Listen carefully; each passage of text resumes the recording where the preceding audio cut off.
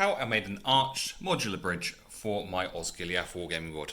Hi there, welcome to Good Enough Scenery, and in today's video I'll be taking you step by step for the entire process from starting with some simple foam down to taking it to this completed bridge, which is modular to fit in anywhere on the river of my Osgiliath Wargaming board.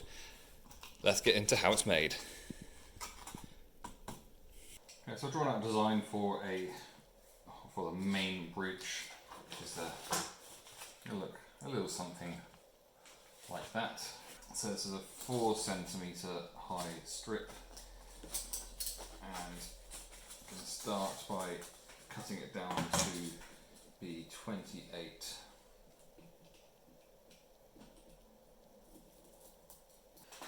So we'll need two sides to this, so I'm going to concentrate on one for now. Now this is a scale drawing, so I can take some measurements off it. Mark 4 centimetres in from each end. This distance here should be the width of the river. Half centimetre mark here. Now what we want here is to join this. I'll just cut out this bottom section here.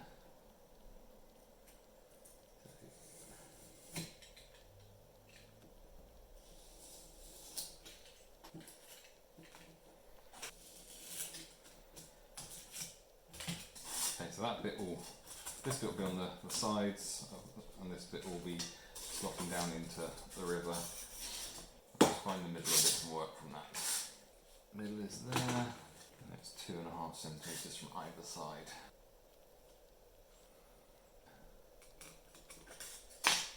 One centimetre in, and then we need arches there. We need to find something suitable to draw around.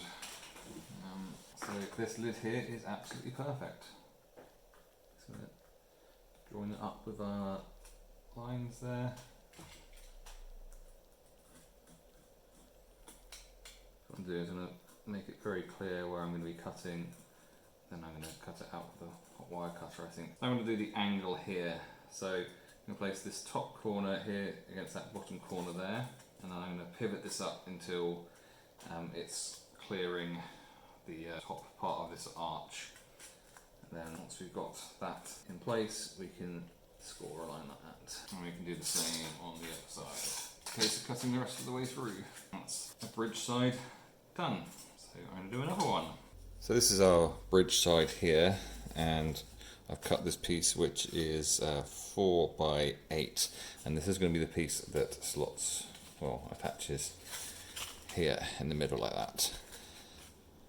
Now I've just put a mark 1 centimetre in from each side, because that's where our, what I'm calling pegs, are going to be going. And then a bit of cardboard entered from the back door. So we've got our bridge pieces, but we want them to look a bit more like they're actually a bridge.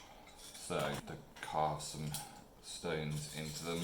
So I'm going to start by just gently scoring a line that is pretty much parallel to this arch, and the same over here. And then I'm going to just put some lines, stones along here. Same over here, and then the rest of this I'm going to do as large bricks, so like I've got on the other buildings. And then I'm going to use the end of the biro to widen them, and then doing the top as well. Might be getting covered up, so let's not stress about it too much. And then finally a light roll.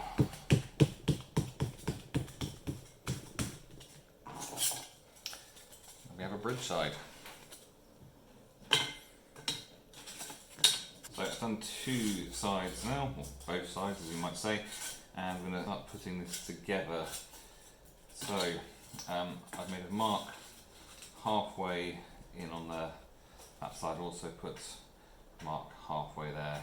Also got marks 1 centimetre in from each end, and that's for later on. Now I've cut this nice and square, so I'm comfortable that it's going to be square. And I'm going to line up the mark. I've got 2 marks I've got. Just give that a second. Lines up here. Now I'm just going to set this flat. And we also have these 2 pieces here, which are going to slot in the gap here. I'm going to leave a small space on next to the arch, and I'll show you why that is in just a second. In terms of putting it all together, just a small amount of glue on each end and then putting it together really badly like I just did there. It's not at all strong yet, but that is in position. Right, next up we're going to take some very basic cardboard, this thin corrugated cardboard, and we want it to be the same width of that, which should be 8, which it is. Okay, now this lid here we used for cutting out this here. Now I put a couple of marks on this, and this is to measure a length. So from there to there, like that. So I've got this thin corrugated cardboard, and I'm going to put the lid in the centre of this, and I'm actually just going to roll this around it like that. Create this circly bit here, and then it's a case of lining up these marks somewhere suitable. So if I line it up there, then I can use that end there, and then this crease here. Along that crease there should be the perfect size. And it is, because that's how measuring stuff works. So this is going to slot over here. I might just roll it up a little bit more. Take advantage of the corrugations, that's even a word. And try and get a half decent curve on it. It's going to slot in that. Now what we need to make sure is that it's absolutely perfect. Which it is, because I'm a legend. Sometimes just do stuff and go, I don't think I could have done that any better.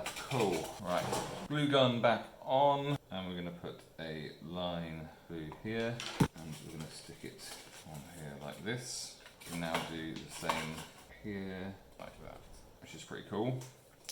And I'm going to do another one on this side. So I've measured this distance here, which is 12.5 centimetres, and it's 8 centimetres wide. And I've cut this from some 10mm foam, so 12.5 by 8. And then I'll put some tiles on there which are 2.5 centimetres by 2, so I have a nice finished thing. And then I've rolled it with a tin foil and given it just a quick dry brush. Now this is going to slot into here, and it's a very nice snug fit. So some glue down this edge and this edge.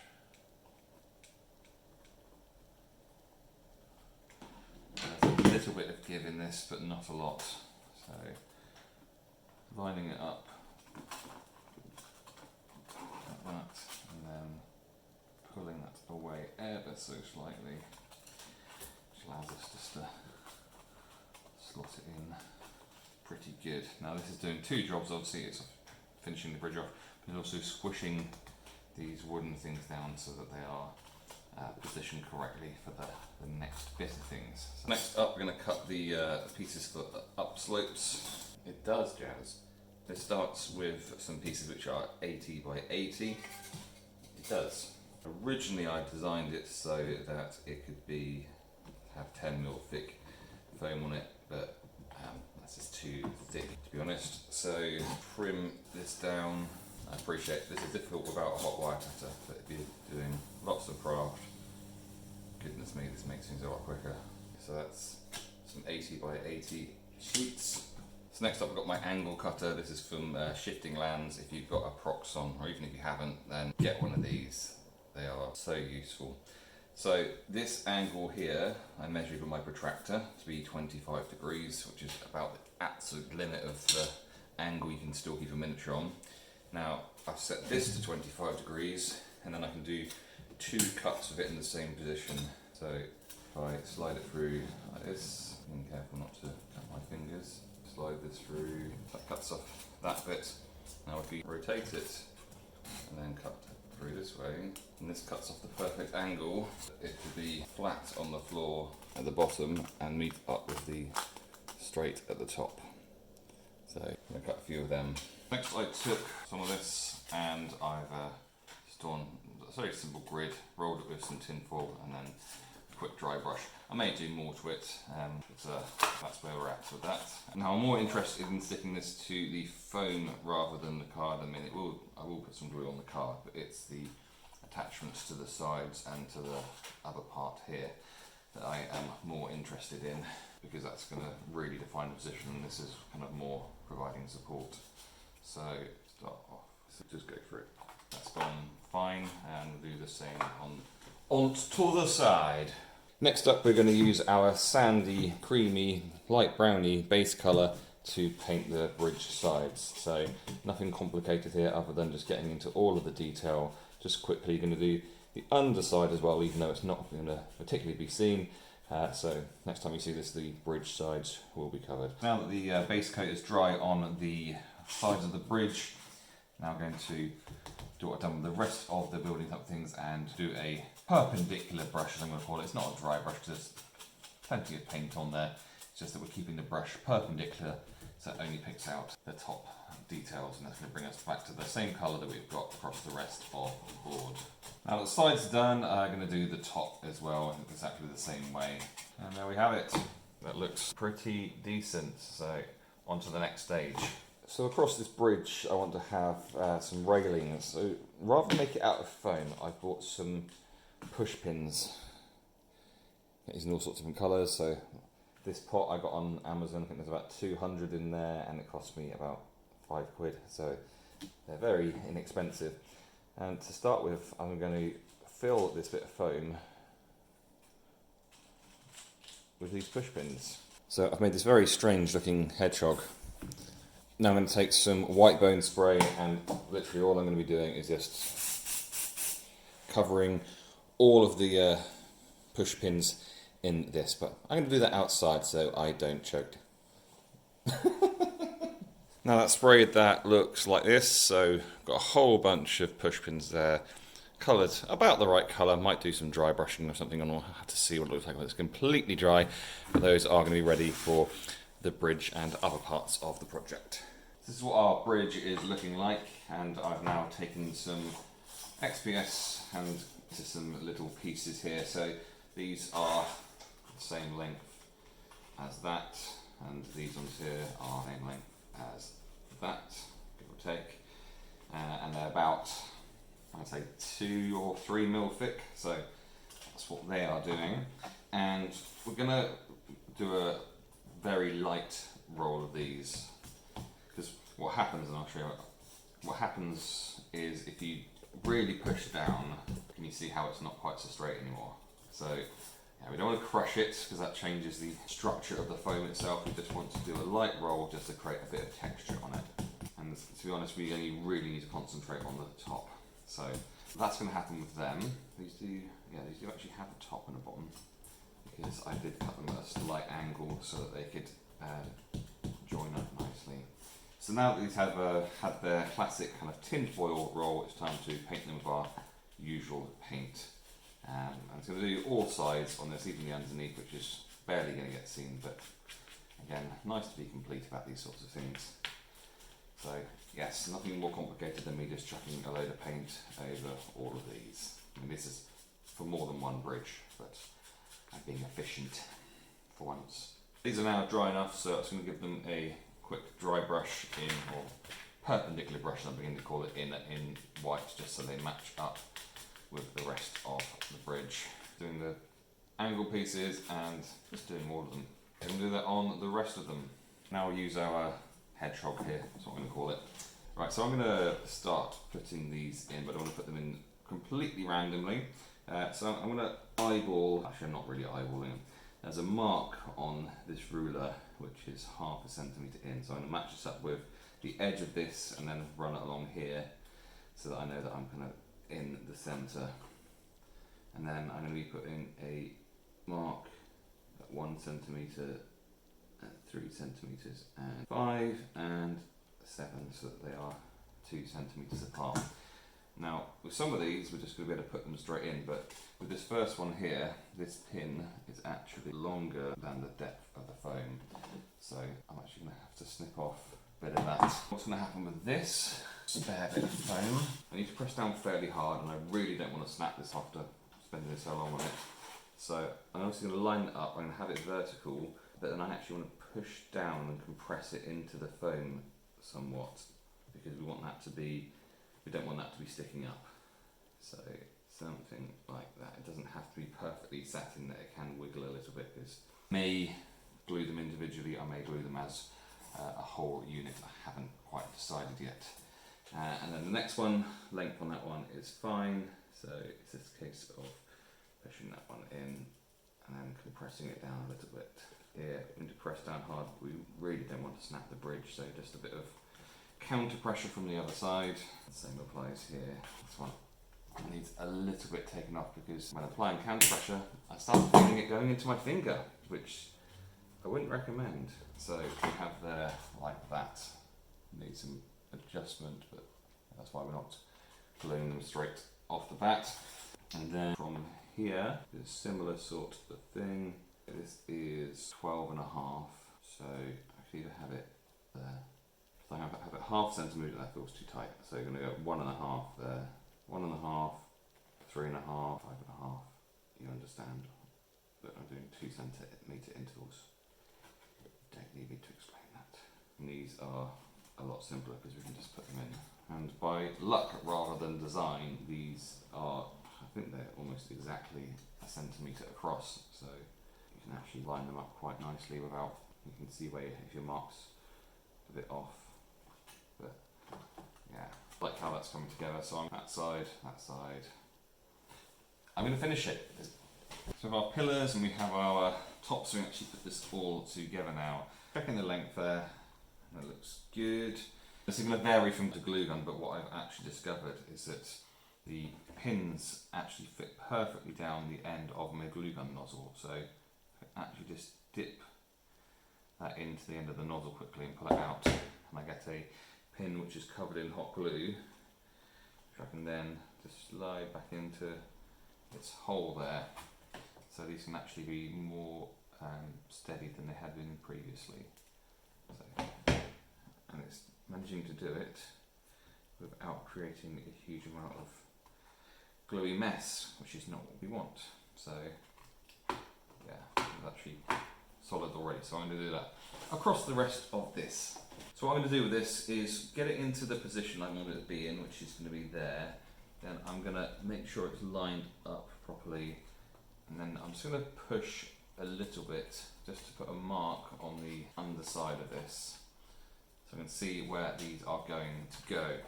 Now I'm going to just circle like this with a biro just to put a dent into the foam where the posts are going to be, just so that this sits into it nicely rather than rests on top of it, just like that, which it does. It also shows us exactly where we need to place just a small amount of glue to line these up, and let's push them into these holes that we've made. Another option which I did consider was to sand these off at an angle, and it does work. I just chose to not do it on this, just because I didn't really want to do that. That ends up looking like that. Exactly the same sort of thing on the top here. So put it into place, make sure we know exactly where our things are going, creates our lines there, and we're going to again just create some areas of compression in the foam so that it can slot in exactly the same way. Now you could glue these ends together. I don't really see the benefit of that, so I'm just going to a little bit of glue, each little recess, and just line it up and compress once again.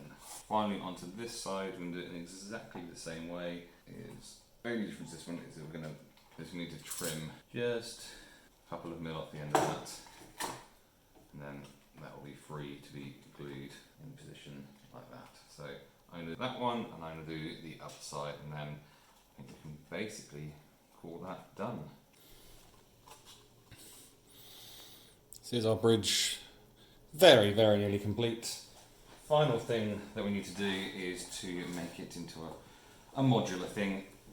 So we've got a couple of our pegs here that were cut out from the river tiles, and they have been trimmed down so they are 1 centimetre in depth. And I'm just going to squidge in the corners. I'm not cutting them or anything, I'm just rounding the corners off with the fact that the foam compresses, just so they fit into the holes nicely. And then I've marked here earlier, so it's right on the edge of this and it's in the dead centre this way. So all we need is just a splodge of glue there, and just making sure that these go into the right position. And that will be that bridge bit complete. So you may have seen at the start or maybe in previous videos that I have this ruined one as well. And this has gone through a similar process to this one here. So when I was cutting out the parts, I made sure I cut out extra ones. And all I've done with this one is I've kind of cut some bricks out of the side of there. I cut it fully in half there. And then I've just gone through the same process of having a central bit here. We've got our pegs here. And all I've done is I've removed the cardboard, but what I have done is I've included some extra pieces of foam just for support. And from there, I've taken little tiles and bricks and stuff, and I've just built it all up. And then finally, I've taken some wooden planks, which you'll have seen if you watched the pier making video, and I've just laid those on top so that we've got something a little bit different for the board. And obviously, these two bridges are interchangeable anywhere you like on the board. So yeah, that's how you might make a ruined one. Anyway, hope you've enjoyed this video. Really hope you've enjoyed the series as it's progressing. You're seeing more and more things being added to the board. Have any questions or comments, then please leave them below.